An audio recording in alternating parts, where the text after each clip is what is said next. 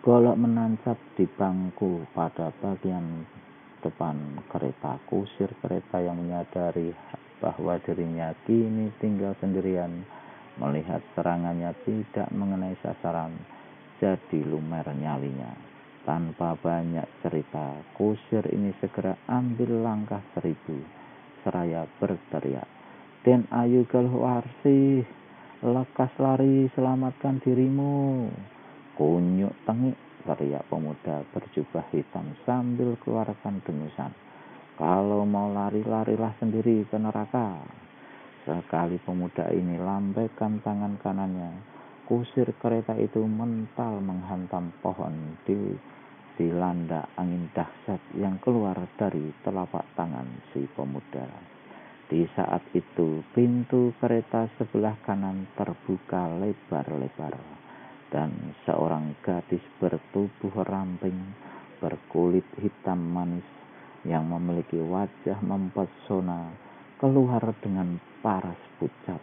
Lututnya gemetar, bulu kuduknya merinding melihat sosok-sosok mayat pengawalnya yang bertebaran di mana-mana, mati dalam keadaan mengerikan.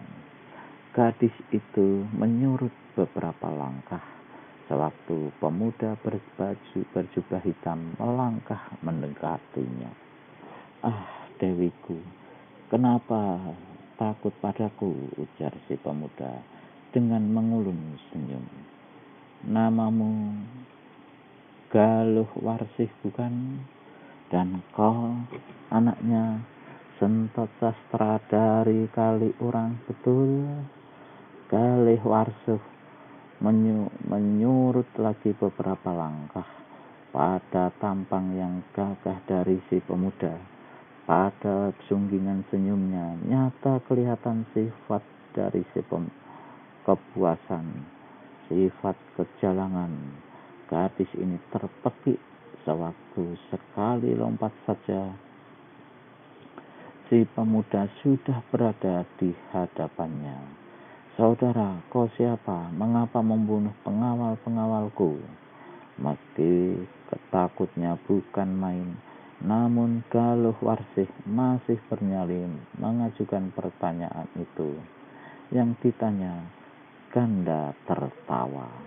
"Ah, itu pertanyaan yang pantas dijawab," katanya. Tangan kirinya ditopangkannya ke sanding belakang kereta. "Namaku tak seberapa perlu, Dewiku sayang. Aku cukup dikenal dengan gelar pendekar pemetik bunga." Paras Galuh-Warsih laksana kain kafan, putih seperti tiada berdarah. Sebaliknya, pemuda yang mengaku bergelar pendekar pemetik bunga tertawa gelak-gelak. "Dan kalau Dewiku bertanyakan mengapa aku membunuh pengawal-pengawalmu, itu adalah karena mereka sedeng semua. Disuruh angkat kaki dari sini agar selamat, malah minta mati.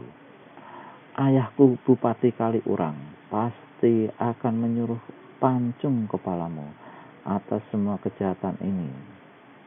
Pendekar pemetik bunga tertawa mengekeh.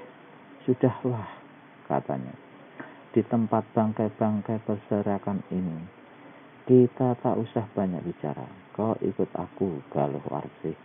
Kita pergi ke sebuah bukit sebelah sana." "Tidak, di bukit sana ada sebuah pondok." "Tidak, aku tidak mau. Aku tidak sudi ikut sama kau manusia biadab," teriak Galuh-Warsih. "Di situ, di pondok itu nanti kau akan merasakan surga dunia yang tiada taranya, Dewiku manis." Dengan tertawa gelak-gelak, pendekar bunga maju mendekati Galuh-Warsih. Si gadis cepat menyambar kayu patahan papan kereta dan dengan kedua tangannya menghantamkan kayu itu ke kepala pendekar pemetik bunga. Pemuda berhati bejat itu Ganda tertawa. Dia merunduk dan begitu maju sekaligus dia sudah merangkul pinggang Galuh Warsih. Galuh Warsih menjerit melolong-lolong. Kedua tangannya tiada henti mendambuni punggung dan menjambaki rambut gondrong pendekar pemetik bunga. Tapi pemuda itu tiada peduli, malah dengan tertawa dan bersiul-siul gembira laksana angin cepatnya, tubuh Galuh Warsih dilarikan ke puncak sebuah bukit di sebelah timur. Hampir sepeminuman teh kemudian, maka pondok kayu itu sudah kelihatan dari jauh. Nafsu yang menghempas-hempas pembuluh darah dan menegangkan sekujur tubuh pendekar pemetik bunga membuat manusia terkutuk itu tancap gas tambah percepat larinya agar lekas-lekas sampai ke pondok itu, dan agar lekas pula melampiaskan nafsu bejat terkutuknya. Tapi betapa terkejutnya pendekar pemetik bunga sewaktu makin dekat ke pondok itu, sepasang telinganya menangkap suara nyanyian. Yang lebih mengejutkan ialah karena suara nyanyian itu keluarnya dari dalam pondok kayu di hadapannya itu. 2 tahun dilepas pergi, 2 tahun turun gunung, 2 tahun berbuat keji, 2 tahun tak tahu untung, 5 tahun belajar percuma, 5 tahun dididik tiada guna, kehancuran di mana-mana, pembunuhan di mana-mana, semua karena buta hati dan buta mata, semua karena buta rasa. Percuma bagusnya gunung, percuma tingginya gunung, kalau meletus bencana di mana-mana. Anak manusia lupa daratan, anak manusia membuat kebejatan. Apakah selusin nyawa di badan, apakah ilmu setinggi awan. Pendekar pemetik bunga hentikan larinya. Galuh Warsih yang masih mendambun-dambun punggungnya, yang masih berteriak-teriak meskipun suaranya parau, segera ditotoknya, dipasangnya telinganya, sedang kedua matanya memandang tajam-tajam ke arah pintu pondok yang terbuka.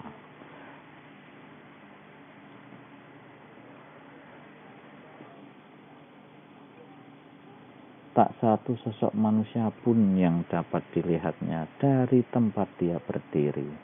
Namun suara nyanyian tadi kembali terdengar dan keluar dari pondok itu. 2 tahun dilepas pergi, 2 tahun turun gunung. Ada suatu rasa aneh menyenapi hati pendekar pemetik bunga. Rasa aneh ini bukan saja hanya sekedar menyelinap, tapi juga membuat hatinya menciut-ciut dan dadanya berdebar. Dia melangkah kembali perlahan kini, mata memandang tajam ke pintu pondok yang terbuka, sikap penuh waspada. 5 tombak dari hadapan pondok, untuk kedua kalinya pendekar pemetik bunga hentikan langkah. Bayangan seseorang dapat dilihatnya melangkah ke pintu. Dalam kejapan mata kemudian, maka terbenturlah pandangan matanya pada seorang laki-laki tua, bertubuh kurus kering, berselempang kain putih. Janggut dan rambutnya yang hitam menjelang panjang sampai ke pinggang. "Guru," serunya. Pendekar pemetik bunga. Tubuh Galuh Warsih segera diturunkannya dari pundak. didudukkannya di bawah sebatang pohon, lalu dia sendiri berlari dan berlutut di hadapan orang tua yang berdiri di ambang pintu pondok.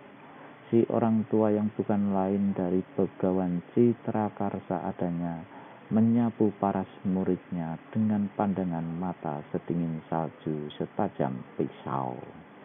Betulkah kau ini Wirapati? Masih berlutut pendekar pemetik bunga angkat kepalanya. Betul guru. Masakan guru lupa sama murid sendiri? Diam-diam pendekar pemetik bunga atau Wirapati merasa bergidik juga melihat cara memandang gurunya. Guru. Begawan Citrakarsa tidak pedulikan seruan kaget muridnya, melainkan meneruskan. Mataku masih belum kabur, telingaku masih belum tuli, otakku masih belum tumpul. Wirapati yang pernah ku gembleng 5 tahun di puncak gunung Merbabu sudah tidak ada di atas bumi ini. Guru, seru si murid sekali lagi. Begawan Citrakarsa tetap tak ambil peduli. Seorang pemuda terkutuk yang di 8 penjuru angin dikenal sebagai pendekar pemetik bunga. Berubahlah paras pendekar pemetik bunga alias Wirapati. Dia membatin. Rupanya apa yang telah dilakukannya sejak turun gunung 2 tahun yang silam sudah diketahui oleh gurunya. Dia berpikir-pikir mencari akal apakah yang bakal dikatakannya pada begawan itu. Selama ini aku dikenal sebagai tokoh silat golongan putih yang mengutamakan ilmu untuk kebaikan dan welas asih. Dunia persilatan menyegani dan menghormatiku. Tapi kini dari 8 penjuru angin umpat dan kutuk serapah dilontarkan kepadaku. Keningku dicoreng-moreng oleh rasa malu yang tiada terkira. Semua itu adalah akibat perbuatan bejatmu, Wirapati, perbuatan terkutukmu. Guru, kata pendekar pemetik bunga dengan cepat. Akal busuk sudah didapatnya saat itu. Rupanya guru telah tertiup oleh segala fitnah yang dilontarkan manusia-manusia biang racun. 5 tahun murid dididik dan digembleng oleh guru. Masakan sesudahnya turun gunung, murid mau membuat kekotoran dan mencemarkan nama guru itu. Semua fitnah belaka, guru. Percayalah, justru murid malang melintang di dunia persilatan untuk membasmi kaum penjahat dan golongan hitam. Begawan Citrakarsa tertawa tawar. Kaukah yang difitnah atau engkau yang memfitnah, Wirapati? Gadis yang kau sandarkan di pohon itu cukup menjadi bukti kalau kau mau menipu aku. Tunggulah sampai mataku buta. Pendekar pemetik bunga tidak kehabisan akal. Dia segera buka mulut pula. Guru salah duga. Gadis itu adalah anak Bupati Sentot Sastra dari Kaliurang yang barusan murid tolong dan lepaskan dari tangan penculik-penculik dan perampok-perampok. Lagi-lagi Begawan Citrakarsa tertawa tawar. Lidah tidak bertulang memang, bisa diputar balik katanya. Tapi mataku tidak bisa diputar balik, Wirapati. Aku saksikan sendiri apa yang terjadi di tikungan jalan tadi. Masihkah kau mau berdusta di dalam kebejatanmu?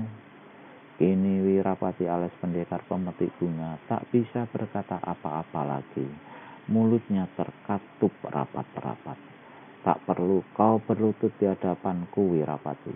Sejak arang cemar kau corengkan ke mukaku, sejak itu pula aku tak mengakuimu sebagai murid. Rahang pendekar pemetik bunga menonjol bergemelotak. kejahatanmu laksana laut tidak bertepi, dosamu sudah tak sanggup ditakar lagi.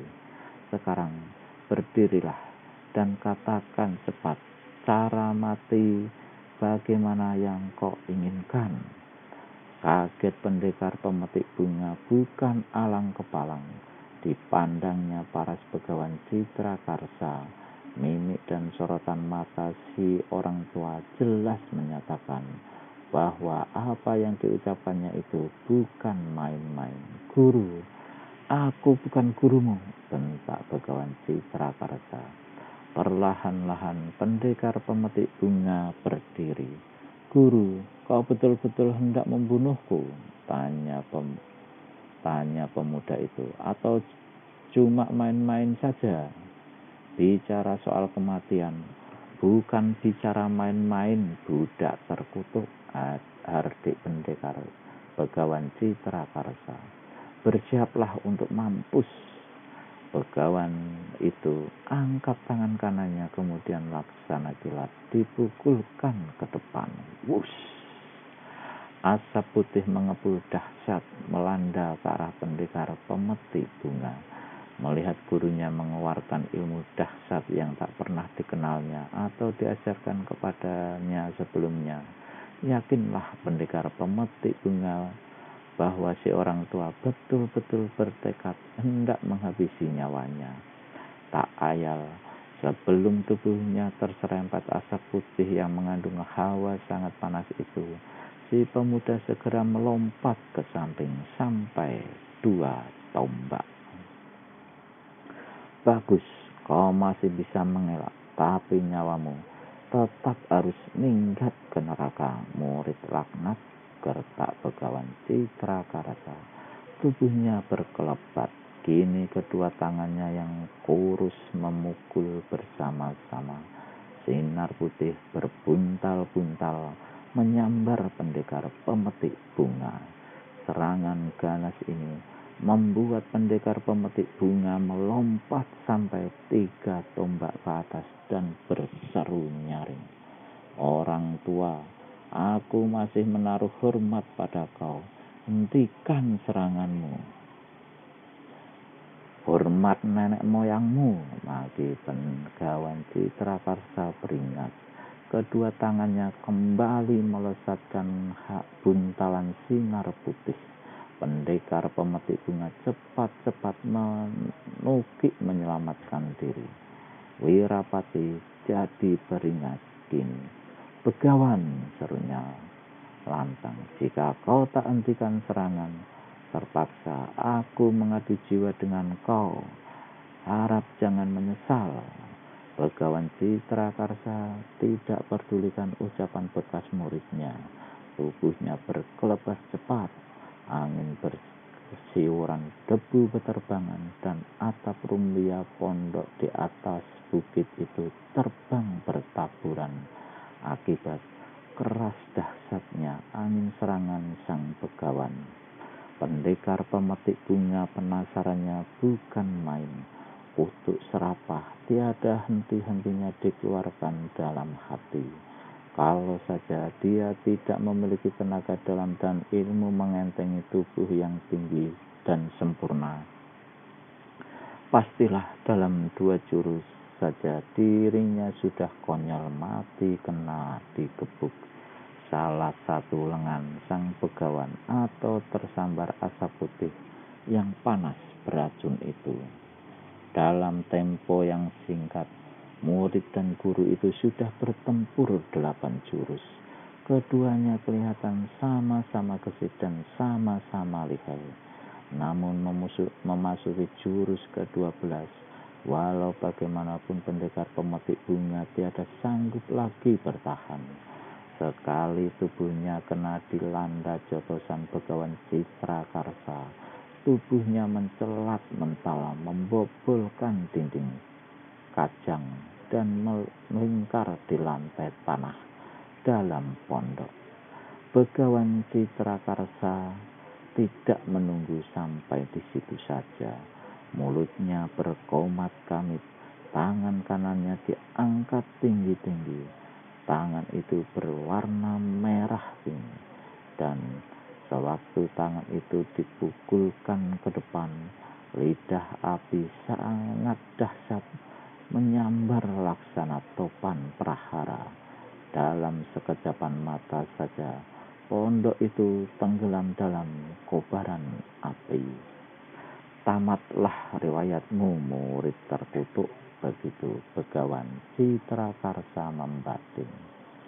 Tapi si orang tua menjadi kaget bukan main sewaktu matanya melihat sosok tubuh bekas muridnya itu berdiri tak jauh dari pondok yang tengah terbakar. Muka pendekar pemetik bunga kelihatan agak pucat, tanda jotosan Begawan Citrakarsa tadi telah menyebabkan luka yang cukup parah di bagian dalam tubuhnya. Begawan Citrakarsa sendiri diam-diam merasa heran melihat pemuda itu masih sanggup berdiri meski dengan muka pucat pasi. Jotosan yang dilancarkan tadi mempergunakan hampir setengah bagian tenaga dalamnya. Namun pemuda itu tidak menemui ajalnya. Apakah selama turun gunung malang melintang berbuat kejahatan, bekas muridnya itu juga telah memperdalam ilmu silat dan ilmu kesaktiannya?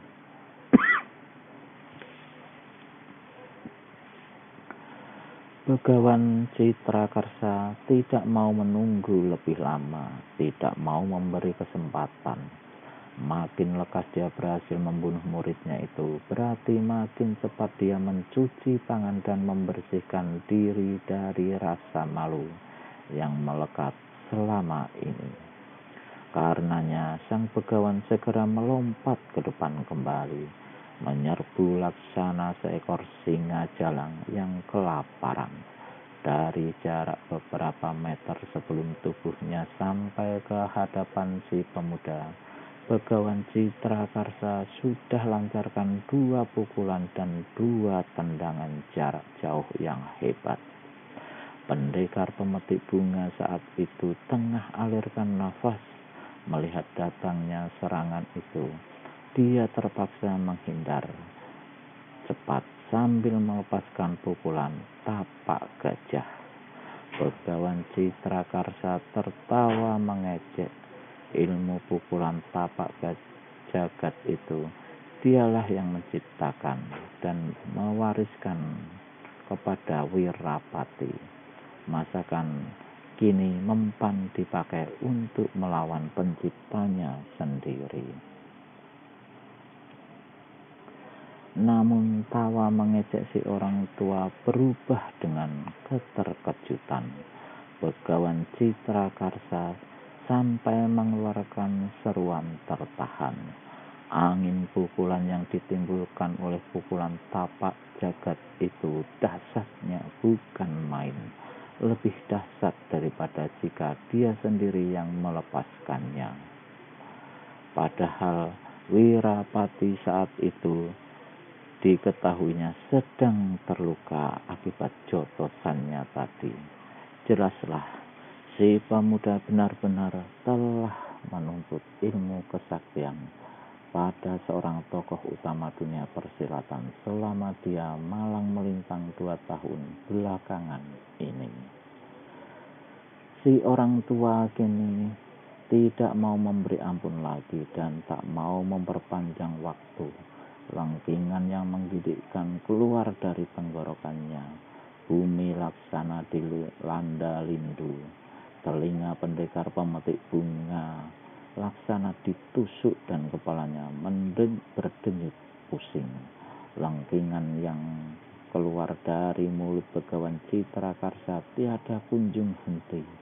Sedang tubuh orang tua ini boleh dikatakan sama sekali tidak kelihatan lagi wujudnya. Hanya bayangannya saja yang laksana angin bergulung-gulung menyelimuti tubuh pendekar pemetik bunga. Dan di antara angin yang menyelimuti dan di antara angin serangan yang bergulung-gulung itu, serangan kaki tangan datang laksana hujan membadai. Inilah ilmu ciptaan Begawan Citrakarsa yang dinamai 1000 angin 1000 badai. Hebatnya memang bukan alang kepalang, tapi sang Begawan jadi komat kamit beringas sewaktu 2 jurus berlalu dan tak satu jotosan atau hantaman lengan ataupun tendangan kakinya yang berhasil mengenai tubuh Wirapati. Malah tiba-tiba dirasakannya dia laksana menyerang gunung batu yang berjungkir balikkan kembali ke setiap serangannya. Sedang sambaran angin aneh terasa memengapkan liang hidung serta tenggorokannya. Orang tua ini terpaksa tutup jalan nafas dan melompat keluar dari kalangan pertempuran. Dilihatnya bekas muridnya itu berlutut di tanah, sedang tangannya kiri kanan tiada hentinya mengebut-ngebutkan tepi jubah hitamnya. Dari tepi jubah hitam itulah keluar angin pengap yang ganas, membuat sang Begawan tidak berani kembali menyerang atau mendekat. Tiba-tiba Begawan ini ingat pada ilmu asap putih pencari raga yang dimilikinya serta diyakininya selama 7 tahun. Cepat-cepat dia melintangkan kedua telapak tangan ke depan, didahului oleh teriakan menggeledak, maka 2 lari asap putih yang menyilaukan melesat ke depan. Setengah jalan 2 larikan asap itu berpencar menjadi 2 lusin, dan kedua lusinnya menyerang ke arah 24 jalan darah kematian di tubuh pendekar pemetik bunga. Wirapati kebutkan tepi jubahnya sekencang-kencangnya dan cepat bergulingan di tanah. Untung sekali dia telah berguling menjauh begitu rupa, karena angin pengap yang dilepaskannya tadi kali ini tiada sanggup menahan serangan asap putih pencari raga yang dilepaskan Begawan Citrakarsa.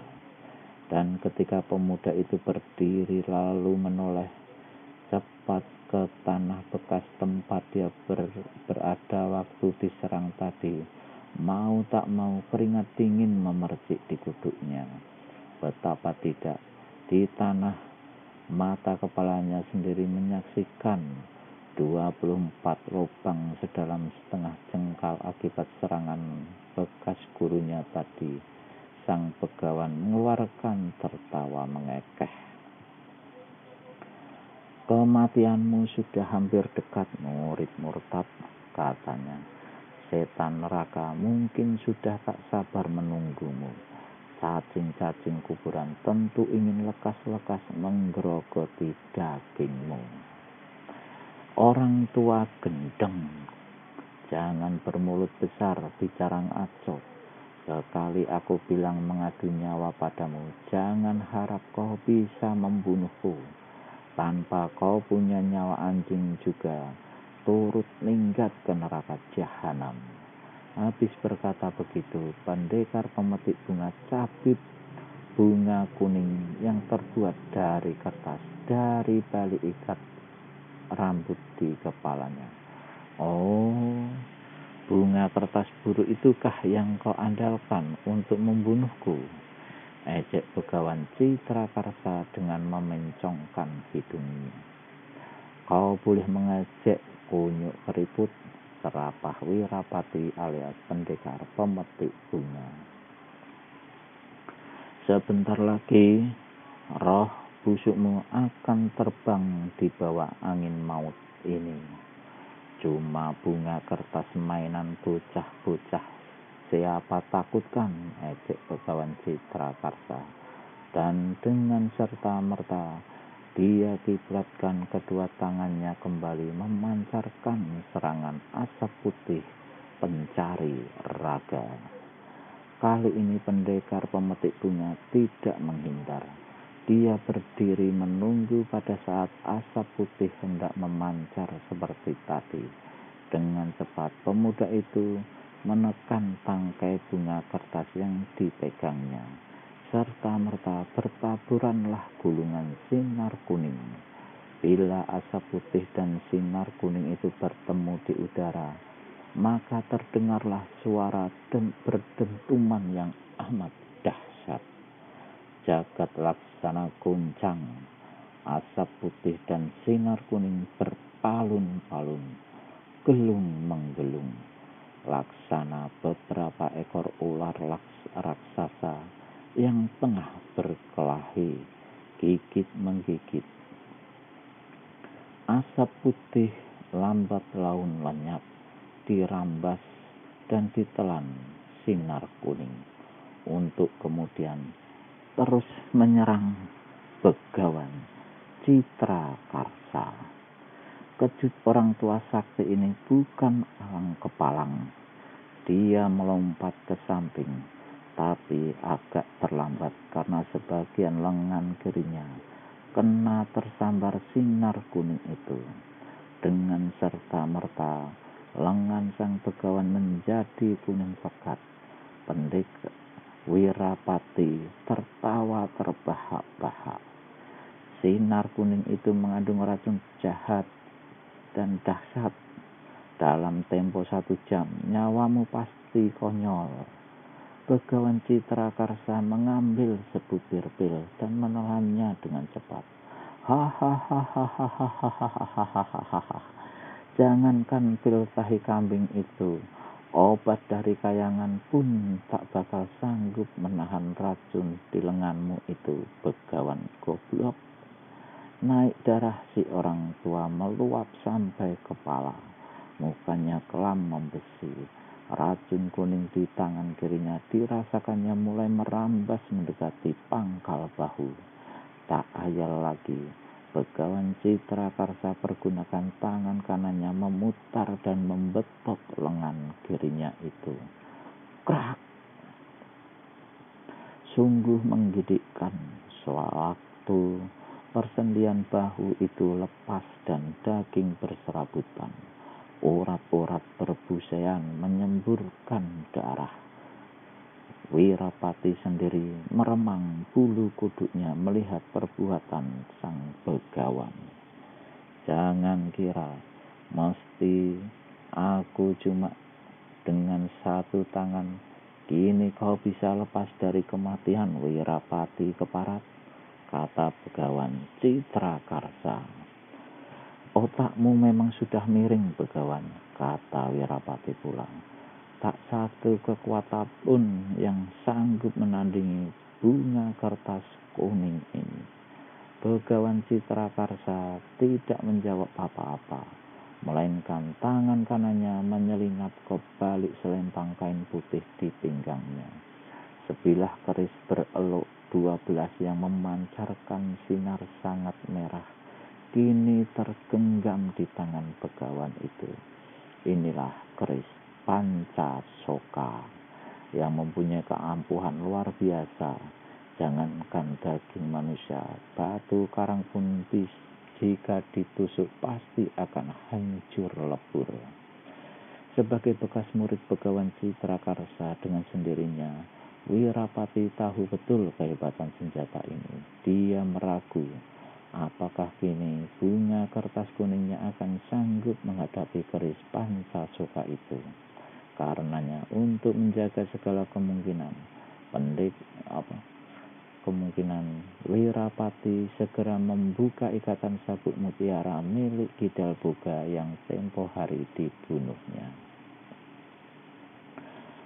Kau lihat keris ini, Wirapati.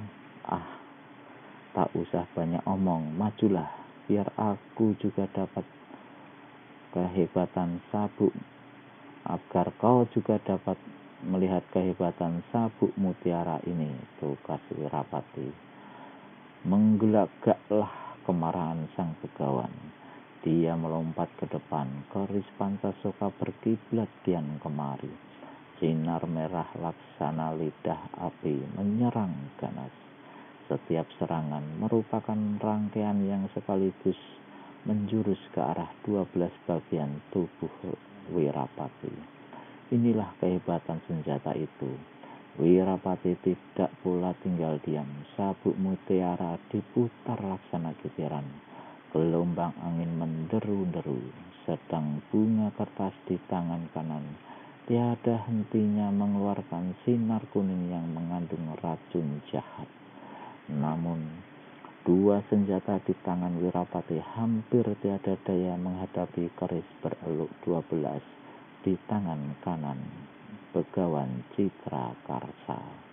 Ditambah lagi dengan amukan si orang tua yang dahsyatnya bukan olah-olah. Kalau saja satu tangannya tidak cedera buntung, pastilah amukannya itu tak akan tertahan-tahan oleh Wirapati. Dengan keris di tangan kanan orang tua itu, pertempuran sudah berkecamuk selama 60 jurus. Daya tahan dan kegesitan Begawan Citra Karsa meski dirinya sudah terlalu parah memang patut dikagumi. Dalam pada itu, dia sudah berhasil pula mendesak dan memepet lawannya sampai ke dekat reruntuhan pondok yang terbakar. Dengan kertakan geraham, kemudian membentak keras, Wirapati percepat gerakannya dan keluarkan jurus-jurus dahsyat yang mengandung tipu-tipu ganas, licik, mematikan. Tapi Begawan Citra Karsa yang sudah makan asam garam pertempuran, yang sudah puluhan tahun dengan pengalaman dalam dunia persilatan, mana bisa kena tipu. Setan alas maki pendekar pemetik bunga. Kunyuk tua haram jadah makinya lagi dalam hati. Dengan mempergunakan jurus menyapu awan menerjang mega, pemuda ini akhirnya melompat keluar dari kalangan pertempuran. Pemuda terkutuk, teriak Begawan Citra Karsa. Kau mau lari kemana? Aku tidak lari, iblis tua, bentak Wirapati. Dia cepat-cepat tusukkan kembali bunga kertasnya ke selai rambut di kepala. Sabuk mutiara tetap dipegang di tangan kiri, menjaga segala kemungkinan. Saat itu, jarak antara mereka terpisah sejauh 5 meter. Begawan keparat, mari kita buat perjanjian. Tiba-tiba Wirapati ajukan usul. Sudah mau hampir mampus bikin segala macam usul. Apakah itu bukan cuma ulur waktu mencari kesempatan lari? Ejek Citra Karsa. Sompret tua, aku berjanji, jika kau sanggup terima pukulanku, aku akan bunuh diri di hadapanmu. Begawan Citra Karsa tertawa mengekeh-ngekeh. Bunuh diri terlalu enak buatmu, pendekar terkutuk. Si pemuda penasaran bukan main, tapi dia berkata lagi, kalau begitu kau terpaksa mampus percuma orang tua. Dunia persilatan akan gempar bila mengetahui seorang tokoh silat bernama Citra Karsa dibunuh oleh muridnya sendiri.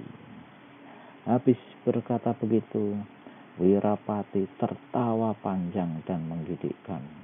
Tangan kanannya diacungkan ke depan.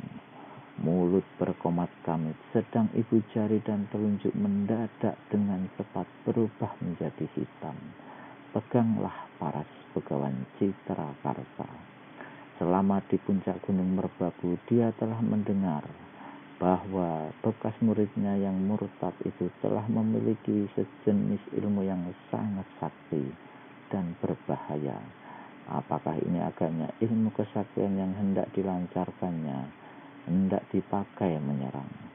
Jari telunjuk dan ibu jari pendekar pemetik bunga atau Wirapati semakin hitam legam dan mengeluarkan sinar mengerikan.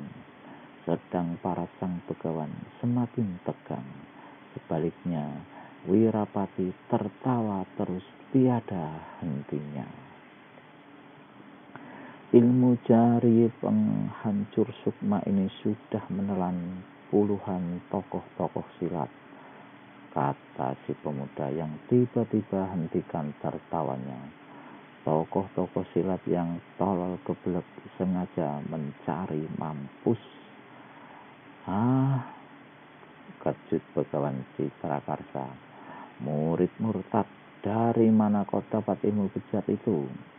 Wirapati tertawa lagi panjang-panjang.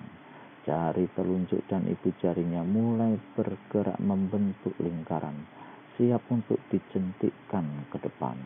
Begawan Citrakarsa cepat-cepat alirkan seluruh tenaga dalamnya ke keris yang di tangan kanannya, sehingga senjata itu menyinarkan cahaya merah 10 kali lipat menyilaukan dari semula. Pendek Wirapati memperlahan tertawanya. Selusin keris Pancasoka di tanganmu, tiada nanti kau sanggup menahan serangan jariku ini, begawan keriput. Laknat terkutuk, jiwamu atau nyawaku, teriak begawan Citrakarsa. Laksana anak panah, tubuhnya melesat ke depan. Keris Pancasoka mengiblatkan sinar merah yang dahsyat. Pohon-pohon dan daun-daun di kiri kanan hangus berkepulan. Lidah api yang laksana naga raksasa menyambar dalam kecepatan luar biasa ke arah Wirapati yang diserang mendengus mengejek. Tubuhnya tidak sedikit pun bergerak. Kakinya tak satu pun yang bergeser membuat langkah mengelak. Sebaliknya, hanya jari telunjuk dan ibu jari tangan kanannya saja yang tiba-tiba menjentik ke depan. Maka pada detik itu juga didahului oleh angin keras laksana topan prahara, menderulah gelombang sinar hitam, menyapu dan menerjang lidah api keris Pancasoka. Begawan Citrakarsa yang melihat gelombang apinya membalik menyerang dirinya sendiri berteriak kaget dan melompat ke samping sejauh 2 tombak. Tapi dari samping sinar hitam melanda dengan dahsyatnya. Orang tua ini terguling-guling di tanah, tubuhnya hangus hitam dan mengepulkan bau daging yang terpanggang. Bahkan keris Pancasoka yang saat itu masih tergenggam di tangan kanannya juga hangus menjadi hitam. Wirapati meringkik macam kuda menjadi jalang melihat dedemit pemuda.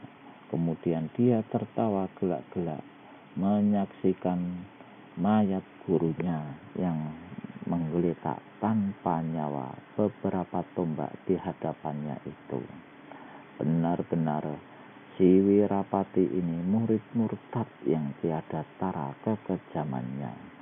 Tiba-tiba dia memutar tubuh dan tertawa lagi gelak-gelak.